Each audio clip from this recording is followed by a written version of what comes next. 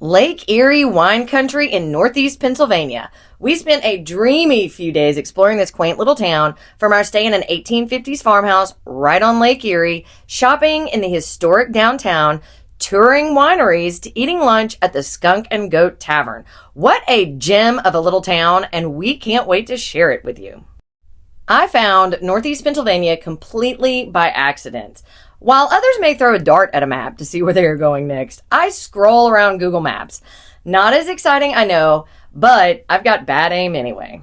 I had never heard of this little town before, but that's part of what makes traveling exciting, finding a new place and learning all about it. And to be fair, I wasn't completely sold on Northeast until I found this lake house. It sits right on Lake Erie, and I'll be honest, the photos completely pulled me in. What I didn't expect is how much I would fall in love with this area. Northeast was settled in the early 1800s, and it's known for its agriculture, specifically grapes. It's one of the largest Concord grape growing regions in the world, and there are vineyards everywhere. The lake house is even more beautiful in person, with plenty of room for us all. And stay until the end of the video because you want to see the sunsets. I mean, wow. We flew into Cleveland, Ohio, rented a cute little minivan, and drove up in the dead of night because our flight landed super late. It was a little stressful and we may have gotten lost once, but waking up to this view on the lake made it all worth it. Also, let me put in a little plug right here. We have a stay in a castle in Cleveland coming up on the channel. And yes, you heard me right, a castle. Make sure to subscribe to catch that awesome stay.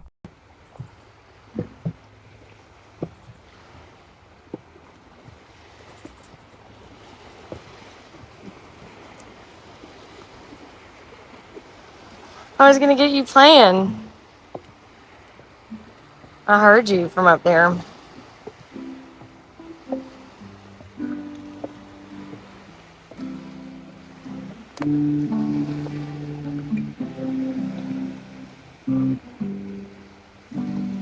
Travel guitar. Yeah.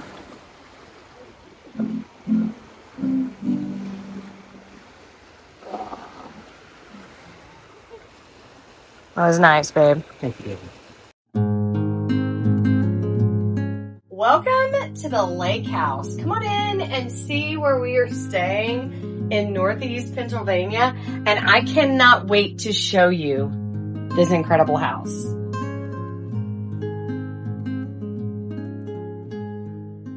This is the dining room. Original beams from the house. It was built in the 1850s.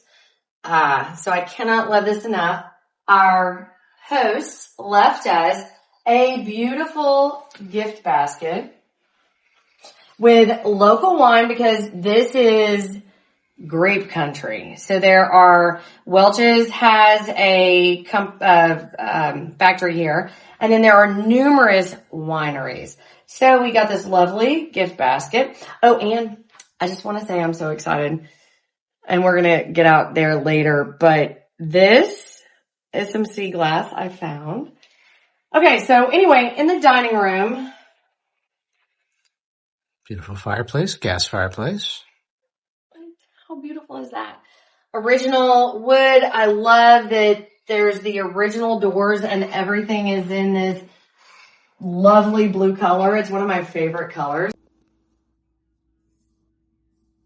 Natural lighting with numerous skylights throughout.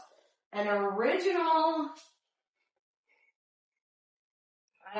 what do you even call this? Butler's pantry? I think that'd be the right. That might be right. But it's absolutely gorgeous. So you have a fully stocked kitchen. We did go to a winery today. So we really enjoyed the kitchen. When you walk out of the kitchen, we go into the rest of the house. The hallway that leads kind of to everything. So I love this built-in. This is absolutely beautiful. This leads to the cellar. Joel went down and checked it out earlier. It's not too creepy. We'll include pictures. And then this is more of the period correct living room, I think you could say. So even Look at this. The doorknobs are even porcelain knobs that are period correct, which I love. And these are the original doors. The hardware throughout the house is old. Which is cool. The hardware, yes. So all the hardware throughout the house is actually period correct. And this is how you shut all the doors. We haven't shut this one before. We've never shut. We'll shut another one for you. Okay. But you get the idea. Yeah. I would say kind of the heart of the Airbnb. It is a lot more user-friendly. It's got a huge TV. Beautiful views. And the views, wait, this one's even better. You can't really see the water through the glass. You can see the water. You can see the water for sure, but the picture, the camera's not showing it. Even if you got close, you got it? There it is, yeah. It's right there. And that little house outside, that right there, that is also part of this property, and that deck is for use by us. Yes. Let's go upstairs so that you can see the bedrooms because they're super amazing. And these steps are pretty steep, but they are original to the house, which, again, from the early 1800s. I cannot love it enough. Come on upstairs.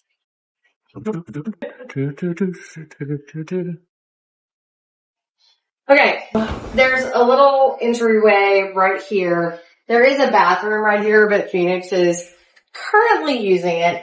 This is our room. So this would be considered the master bedroom. I can say the bed has been super comfortable.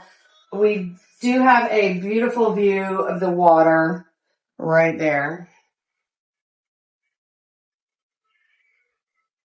It's out there. There it is. It's there. Focusing on the blinds. It's all right. And then they do actually have this telescope. We have not used it yet, but maybe we will later. And if we do, we'll let you know. Another bedroom.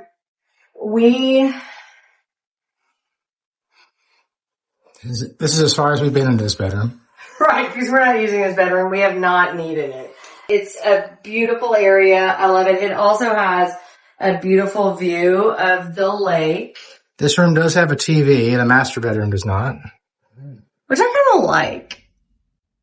This is probably my favorite room. It has been so cool to have Phoenix and Neela be able to sleep together, but yet have their own space. So, two beautiful antique beds, both full size, but definitely plenty big enough for them to sleep comfortably. And then the skylight. Also, the skylight. There's two bathrooms in this Airbnb. Phoenix is currently in the other one, so we're only going to look at this one, but they really are the same layout. If you're looking for a bathtub, this Airbnb is not for you. They only have showers, which that's fine for us. Come on in and see the bathroom. I almost feel like Joel should just come in here by himself. More fun when we're both in here. There's a toilet. Look at that. And a shower. The toilet is... Oh, shower. Shower. This is what it feels like to take a shower at the Airbnb. Hey. Let's go back a little. Back to 1884 when Northeast endured the big fire of 1884. And not to take fires lightly, every town has a big fire in its history. This one destroyed nearly 2/3 of Northeast's entire business district. It was a dramatic moment in the town's history, and it reshaped it into what you see now. A huge park, brick storefronts, and Gothic revival touches. And let me add here that this is a very special trip for us. We are not alone. And I'm not talking about ghosts in the lake house. We are traveling with a very special person who is very dear to us. Neela joined us as a foreign exchange student just before the world shut down in 2020. We have stayed in touch all these years, and she flew in to meet us. She will be joining us for the next week while we explore Northeast, Niagara Falls, and the Rock and Roll Hall of Fame in Cleveland. And even more exciting news is that we will be finally traveling to Germany over Christmas to meet her family. Let's get back to some history. Over the decades, like many small agricultural towns, Northeast faced its share of challenges. Shifting economies, young people leaving, and tourism dips, especially during the pandemic years when travel dipped everywhere. But what's inspiring is how the community has rebounded. Visit Erie and local leaders report that the area is thriving again. And it doesn't hurt that the town sits in the middle of thousands of acres of vineyards. More on that in a little bit. Let's check out some of these cute shops downtown. Dragonfly Sweets is locally owned and operated, and the smell of fresh cookies and cupcakes had our noses singing and our stomachs growling. Phoenix has a sweet tooth and Joel loves chocolate, so local bakeries are always on our visit list. Her cupcakes were divine, and we bought some cookies to come back with us to the lake house. Quick fact, the owner can't eat sugar, so the fact that her creations are so good means she must have friends doing taste testing for her, and I would definitely sign up for that. Tia's Bookseller, Cellar. See what she did there? I always love a good play on words, and Phoenix and I are avid readers. So, along with coffee and sweets, a local bookstore is always a must. We always make it a habit to visit locally owned stores like this, not just to shop, because we never leave a bookstore empty-handed, but to connect and really get to feel the heart of the town. These little bookstores always make my heart happy. They are so cozy and full of personality.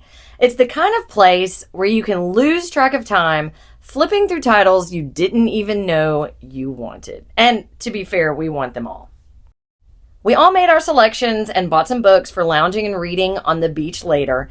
And then we headed over to the Skunk and Goat Tavern for lunch. Just off Main Street, you'll find the Skunk and Goat Tavern, a place that perfectly captures the quaint charm of the whole town. The name follows a long tradition that traces back to British pub culture, where quirky animal-themed pairings were a part of everyday life, especially in rural England. I absolutely love the name, and even if the reviews hadn't been top-notch, I still would have wanted to eat here. The atmosphere was super fun. Just check out that model train car that goes around the entire inside seating area. Skunk and Goat, I just love saying that name, serves local beer and wine and has some surprises on the menu. 1 part tavern comfort food and 1 part culinary creativity. It's the kind of place where flavors are familiar, but the combinations are different enough to keep it interesting. The food lived up to the review hype for sure. Now back to Lake Erie wine country. Pennsylvania ranks 4th nationally in wine production, and grape growing and wine tasting tourism are growing. When we arrived in Northeast, I had not done all my research about the area, and I was very pleasantly surprised to find I had landed us in the middle of Lake Erie wine country. And you're in luck. We took you on some tours with us. First up, Mazza Wineries. Okay, so tell us what you just said just a minute ago. So right through in Ohio, up through this area in the Lake Erie wine country, up until Buffalo, there's going to be about 35,000 plus acres worth of grapes, vineyards for it. Amazing. So a lot of it has to do with just our environmental factors. So both on the northern and southern hemisphere, there's going to be like certain latitude that are prime grape growing areas. Right. That ranges from about the 45th degree parallel to like about 32 degree parallel. So anywhere squish in between those are prime grape growing regions. Where are we? We're the 35th. Okay. Yeah. What makes them prime grape growing regions? What does that? Just good enough with the how it rotates with the sun. Okay. And all of that too, and how the seasons interchange. Okay. So you'll kind of notice if you just look across the globe we're almost directly parallel from like France and Spain and Germany and all that stuff. And so it's super similar. There's a lot of prime growing regions too within Australia. So like along that parallel as well. Okay. And then obviously they can prosper in other areas like Napa Valley. Right. Of course, they prosper. Right. There are a bit of differences too between our environmental factors too. So a lot of our grapes up here are going to be sweet. With our soil we have here, there's a lot of till in the soil too. Okay. Because all of the glacier movement that down. It just overturned all the soil, so it's really fertile soil. And then we also have a water table underneath our area too, and just a lot of limestone and forests. So what that does is it allows very easy access for the grapes here to just get all the water and nutrients it needs, just natural irrigation. And then with all like the limestone and those porous rocks there, that just provides a lot of helpful of natural drainage too. So it kind of helps maintain themselves a bit. And then if you can go right ahead and touch this, the bottom of this if you want. All the things that you see with these decorations on it is going to have coolant systems in them. So what that does, we can control the temperature that the wine is sitting at. So kind of make it a similar process since we were talking about an ice wine. Difference between the ice wine grapes being transported on normal grapes. So what our normal grapes do, they come in about bushels, probably about that tall. And they are transported here in water. And what that does is just helps, dismiss the shaking a little bit more. Kind of like air in a bag with that. And then with kind of similar to the ice wine grapes, because we don't want those grapes to be arriving as muddled, the ice wine grapes will get hand-picked because they're frozen, so they're a lot more. How many pallets of hand-picked ice wine grapes do you pick, you think? At least 10. At least 10. Wow. So are you one of the larger wineries around here? We are, yep. So we press anywhere from minimum 250,000 gallons a year to we've done a maximum of 500,000 gallons a year. That's extraordinary. Isn't it cool? Yeah. We ran 10,000 bottles today. We run 28 bottles a minute. Oh, wow. Down this line, 12 bottle filler, fills them up. Come through, we do Stellan screw cap. We also port here as well. The machine will do either or. And put down off of here, dropped into our labeling system. Some things get capsule, some no. So what wine did you guys do today? What was your bottling today? We did our perfect red when we're dry blend. So what happens with sparkling wines is it has a lot of yeast sediment into it. And that's what makes all the sparkling develop. It's just the large amounts of yeast. So we obviously don't want that in the final product. And so we'll put all of our sparkling wines on these racks. And they sit about at that 45-degree-ish angle, what have you, 90-degree angle. And every couple of weeks, they'll actually go through and somebody will turn them 90 degrees. To get them to be shaken a little bit, get the sediment moving. Because we want it to settle down at the very neck there. Mazza Vineyards was founded in 1972 and is one of the pioneers in this region. And it's neat to note that they just opened a new location. So if you're in the area, make sure to visit both. After sharing a flight at Mazza, we headed over to Barcelona Lighthouse, just 15 minutes from Northeast on the shores of Lake Erie in Westfield, New York. Built in 1829, it holds a unique place in history as the first lighthouse in the United States powered by natural gas. The gas came from a nearby spring and was piped directly to the lantern, a true engineering marvel of the time. The light was decommissioned in 1859 and stood silent and dark for generations, its structure slowly fading and crumbling. But recently, restorations are underway. The National Heritage Trust and the New York State Office of Parks, Recreation, and Historic Preservation have teamed up in a collaborative effort to make sure the grounds are brought back to life with care and historical accuracy for the next generation. The restoration is part of a broader effort to preserve and revitalize not only the lighthouse, but the surrounding grounds as well. Future plans include restoring the outbuildings and making the entire site a fully accessible historic destination for visitors, students, and lighthouse lovers alike. This quiet spot on the lake is getting a second chance at life, and we were lucky enough to arrive for the first season that visitors are able to go to the top. And man, what a view.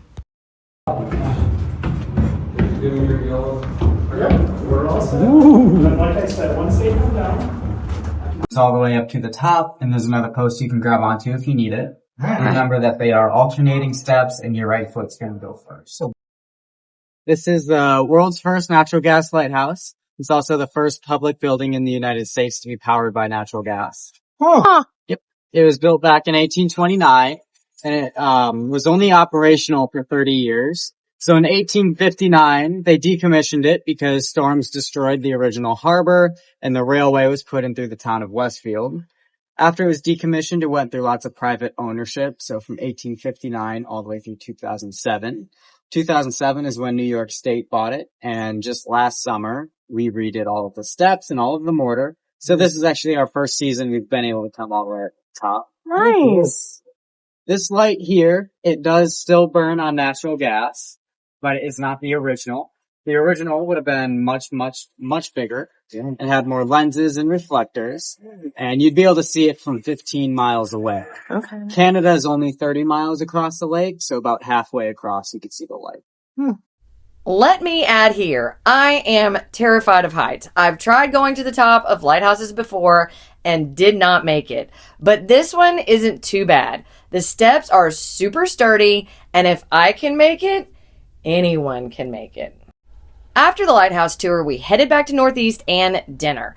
Our host had told us about a little place called Blue Pike Grill at a nearby marina, and we decided to check it out.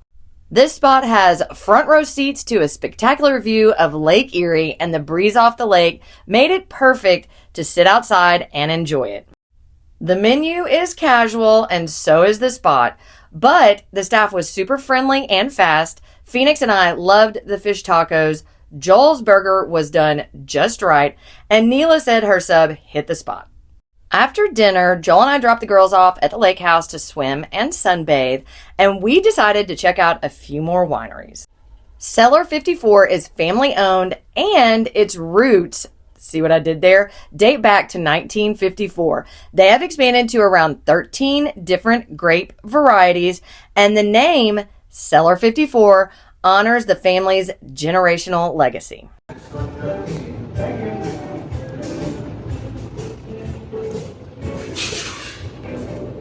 Hey, babe.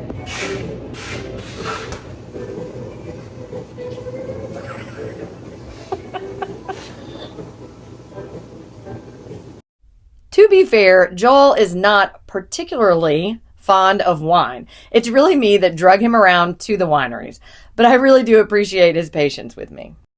6 Mile Cellars is a boutique winery housed in a repurposed Civil War horse barn, and the name comes from the nearby 6 Mile Creek. It was established in 2012, and it's often called the West Gate of the Lake Erie Wine Trail. 6 Mile Cellars.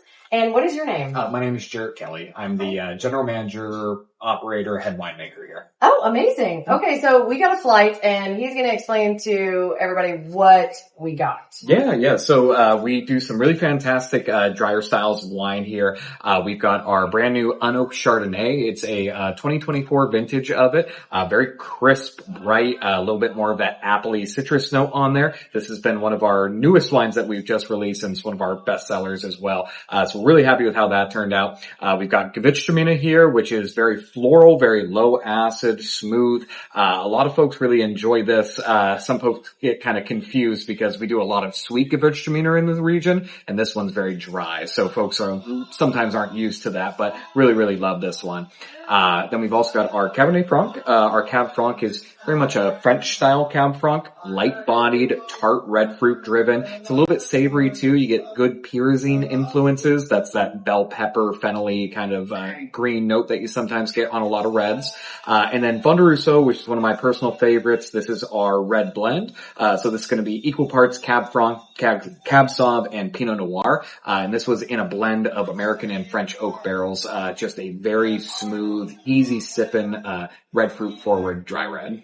Okay, so you were also explaining to me, which I did not know about, so a lot of Concord grapes are grown around here, but you said that there are a lot of different German variety of grapes grown around here too. Can you explain that to me again? We're a major region for Welch's. We're one of the largest growing regions for them. So about 85% or so of the grapes that are grown here are Concords and Niagaras that are grown for Welch's. But we grow a ton of vinifera. Vinifera is your wine grape varietals. There's also a lot of hybrid varietals, either Cornell or French American hybrids.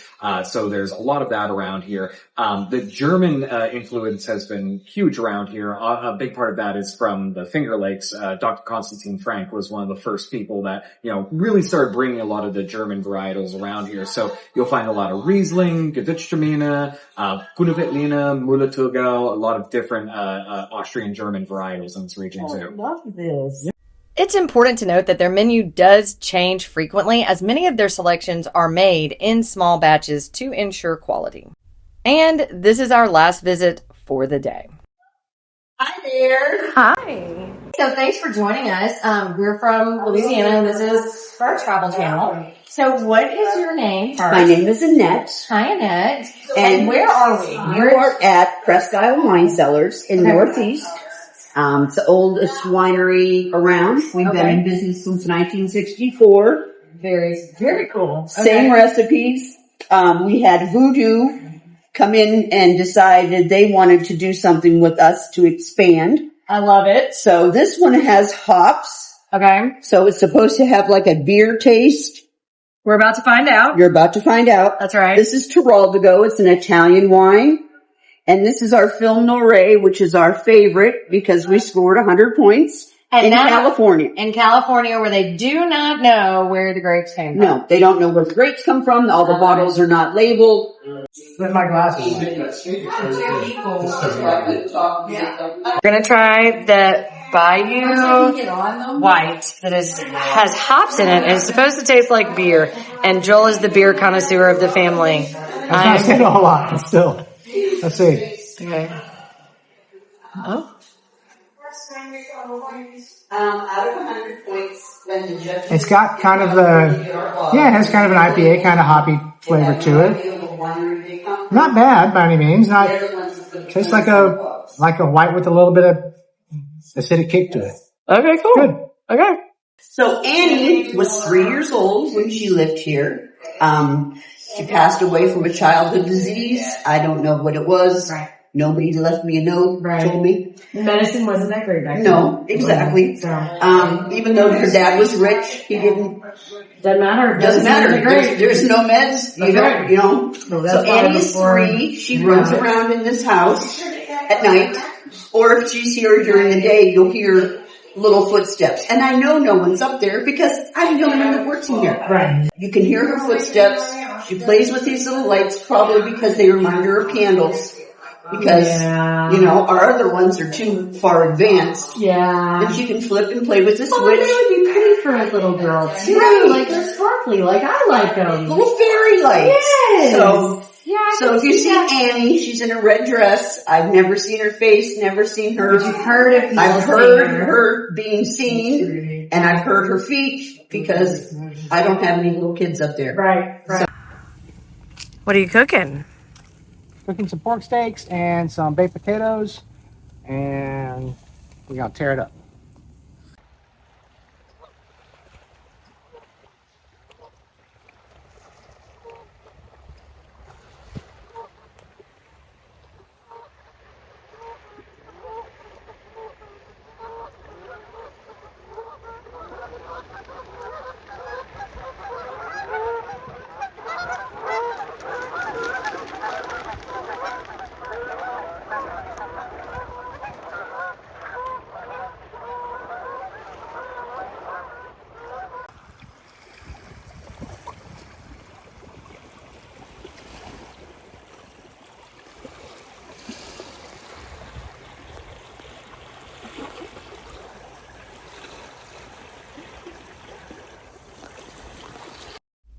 And as I promised at the beginning of the video, behold Lake Erie's sunsets.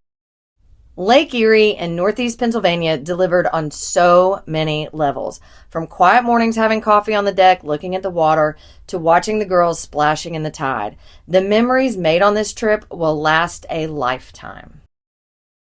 Thanks so much for joining us on another adventure, and make sure to subscribe to see where we end up next.